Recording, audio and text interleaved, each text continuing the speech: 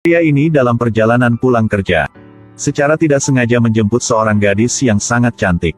Gadis berjalan tanpa alas kaki, duduk membungkuk di sudut.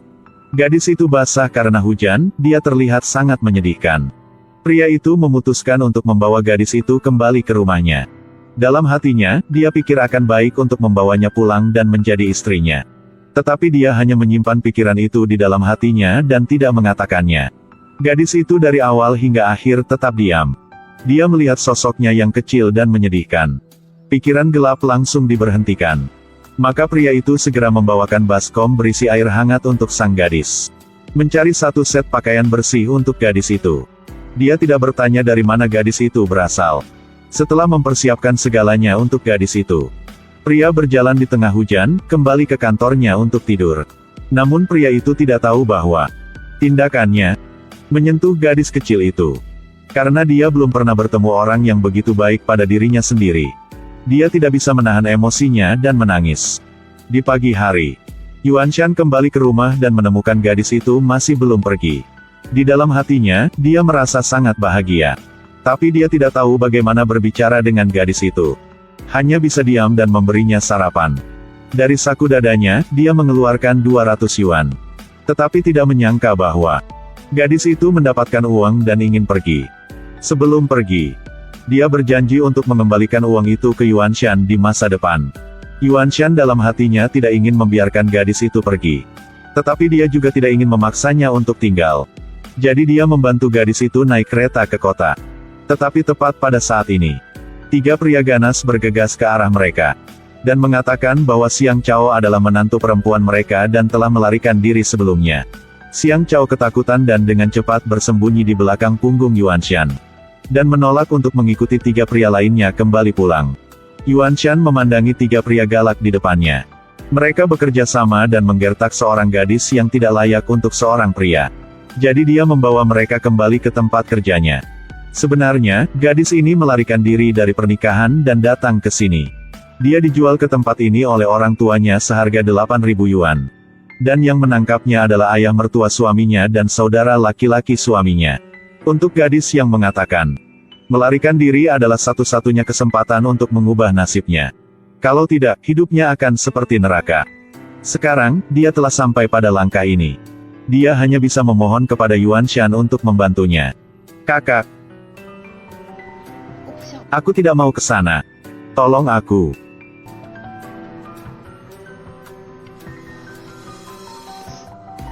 Kakak, orang itu tidak normal.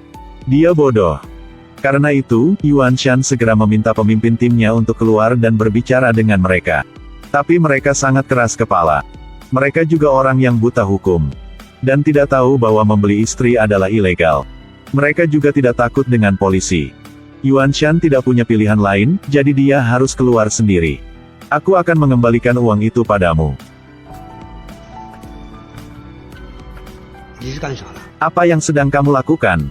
Siapa yang membutuhkanmu untuk membayar uang itu? Anakku di rumah menunggu mempelai wanita kembali. Kamu sudah tua, jadi kamu punya masalah otak. Anakmu sakit. Dia tidak bisa menikah.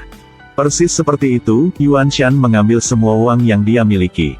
Untuk membantu Xiang Chao membayar 8.000 yuan untuk upacara pernikahan. Dan 2.000 yuan untuk kompensasi. Hanya dengan begitu mereka dapat mengusir 3 pria lainnya. Menyadari bahwa Yuanshan adalah orang yang baik. Pemimpin tidak ingin dia dirugikan. Jadi dia meminta Xiang Chao untuk menikah dengannya untuk membalas budi. Bagaimanapun, Yuanshan telah mencapai usia untuk menikah. Tetapi dia masih belum menemukan seorang gadis yang setuju untuk menikah dengannya. Nama pria ini adalah Yuanshan. Adalah petugas patroli kereta api. Dia telah menjaga jalan gunung ini selama 10 tahun. Biasanya, dia jarang bertemu rekan kerjanya. Apalagi perempuan. Gadis yang dia selamatkan bernama Xiang Chao. Baru berusia 17 tahun ini. Wajahnya putih dan matanya bulat besar membuat orang jatuh cinta. Di bawah pengaruh kapten, Xiang Chao setuju untuk menikah dengan Yuanshan. Xiang Chao menyadari bahwa Yuanshan pantas menjadi pria yang layak diandalkan. Adalah orang baik yang pantas mendapatkan Xiang Chao untuk mempercayakan masa depannya. Tetapi benar-benar tidak terduga bahwa Yuanshan menolak untuk menikahi Xiang Chao. Dia tidak ingin Xiang Chao menikah dengannya sebagai balasannya. Dan tidak ingin Huang Tao menyesalinya nanti juga. Semua orang terkejut dengan keputusannya. Liu Shen juga menasihati Yuan Shan bahwa gadis cantik dan baik hati seperti Xiang Chao tidak mudah untuk ditemui, dia harus tahu bagaimana memanfaatkan kesempatan ini. Tapi Yuan Shan masih menyimpan keputusannya. Dan membantu Xiang Chao naik kereta ke kota. Setelah itu, dia pergi mencari temannya untuk minum, curhat. Yuan Shan pulang dalam keadaan mabuk. Melihat Xiang Chao duduk di depan pintu menunggunya. Xiang Chao belum pernah bertemu pria yang begitu baik. Dia jatuh cinta dengan Yuan Shan. Sekarang kota telah kehilangan daya tariknya padanya. Yuan Shan melihat Xiang Chao kembali dan sangat senang. Dia akhirnya punya istri.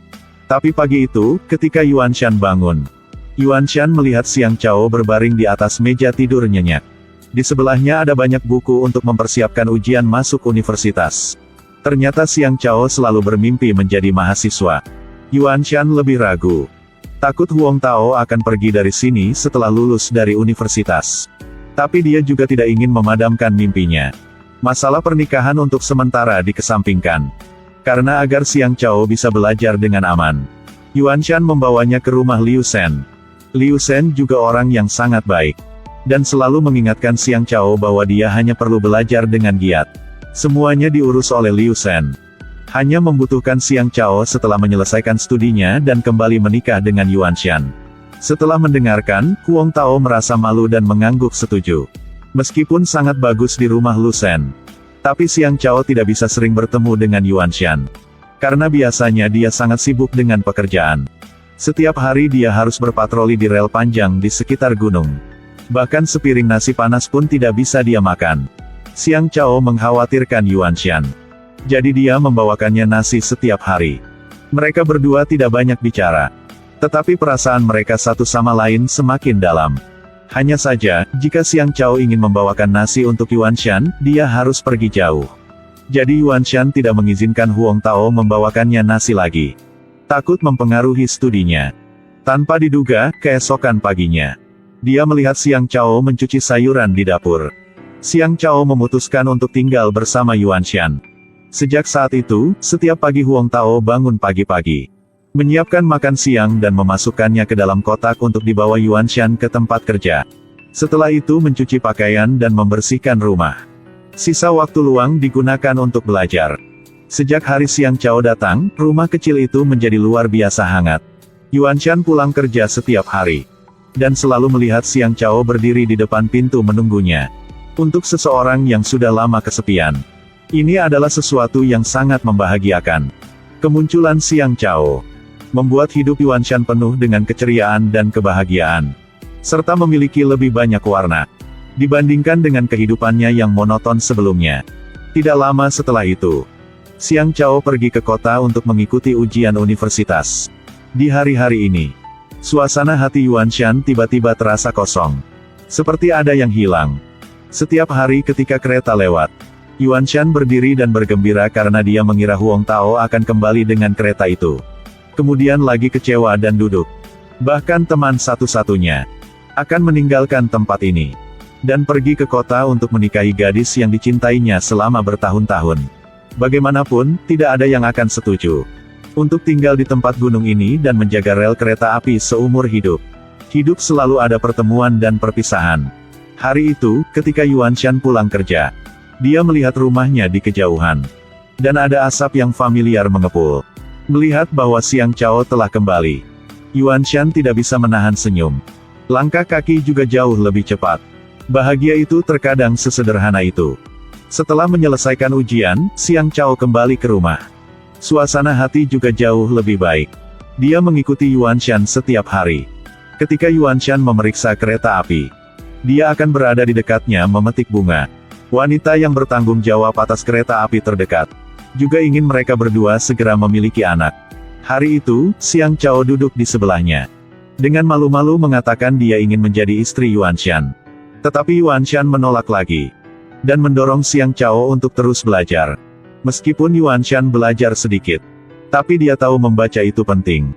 Jika mereka berdua ditakdirkan, mereka pasti akan bersama di masa depan. Ketika Xiang Chao mendengar itu, dia memasukkan tangannya ke dalam sakunya. dan mengeluarkan pemberitahuan penerimaan universitas. Dia masuk universitas dan dia selalu bermimpi. Ini juga berarti bahwa mereka berdua harus saling meninggalkan. Dalam perjalanan untuk membawa Xiang Chao ke sekolah, Yuan Shan membawa kunci rumah dan mengalungkannya di leher Huang Tao. Selama kamu punya kunci rumah, kamu tidak akan pernah lupa jalan pulang. Yuan Shan akan selamanya di rumah menunggunya. Beginilah cara Yuan Shan menunjukkan cintanya pada Xiang Chao. Xiang Chao menjadi mahasiswa. Mereka sudah lama berpisah. Menulis surat adalah satu-satunya cara komunikasi antara mereka berdua. Entah itu hujan salju pertama, atau cerita seru di sekolah. Itu menjadi kebahagiaan bersama bagi kalian berdua. Yuan Shan dengan penuh perhatian membaca surat-surat yang dikirim Xiang Chao, dan menganggapnya sebagai harta yang tak ternilai. Karena Xiang Chao ingin mengurangi beban keuangan Yuan Shan, dia berusaha belajar dengan giat dan mendapat beasiswa, dan menjadi tutor bagi orang lain. Waktu lewat. Dalam sekejap mata, lebih dari 1 tahun telah berlalu. Nostalgia yang mereka miliki untuk satu sama lain semakin kuat. Tapi pada malam hujan lebat dan angin kencang, badai tiba-tiba datang. Yuan Shan sedang duduk dan menulis surat kepada Xiang Chao. Lalu tiba-tiba seorang rekan datang mengetuk pintu, dan mengatakan ada tanah longsor di dekatnya, membutuhkan bantuan dari Yuan Shan. Ketika Yuan Shan mendengar itu, dia segera meletakkan penanya dan pergi bersama rekannya. Setelah malam yang berat, bagian rel kereta itu akhirnya dipulihkan. Namun karena situasi saat itu tidak terkendali, saat memperbaiki rel, sayangnya Yuan Shan meninggal, dan tidak bisa kembali bersama semua orang. Dia meninggalkan surat yang belum selesai di atas meja. Liu Shen mengambil surat itu dan mengirimkannya ke Xiang Chao. Menerima kabar itu, hati Xiang Chao tercengang. Dia tidak percaya ini nyata. Air mata terus jatuh. Xiang Chao mengambil pena dan melanjutkan menulis kalimat terakhir yang masih belum selesai dalam surat itu. Itulah pepatah yang selalu ingin dikatakan Yuan Shan kepada Xiang Chao. Tapi dia belum punya kesempatan untuk memberitahunya. Kisah cinta ini masih berakhir dengan kesedihan. Setelah lulus dari universitas, Xiang Chao kembali ke rumah kecil di dekat kereta api. Disinilah Yuan Shan dilampirkan ketika dia masih hidup. Itu juga tempat dia menghabiskan hidupnya untuk melindungi. Xiang Chao membuka sekolah di pegunungan dan menjadi guru di sana. Dia menulis surat kepada Yuan Shan setiap hari, dan bercerita tentang pengalamannya. Sama seperti Yuan Shan yang tidak pernah meninggalkannya. Di waktu luangnya, dia mengunjungi Liu Shen, atau memasak makanan dan mengajak teman Yuan Shan datang makan bersama-sama. Karena cinta ini, Xiang Chao telah hidup seperti bayangan Yuan Shan. Tinggal di rumah kecil di sebelah rel kereta api seumur hidup. Hidupnya monoton, tapi jiwanya sangat bebas dan kaya. Ada beberapa orang yang hanya bisa bertemu, tapi tidak bisa bersama sampai akhir hayat. Ada beberapa orang yang sudah jatuh cinta, dan tidak bisa disentuh oleh orang lain.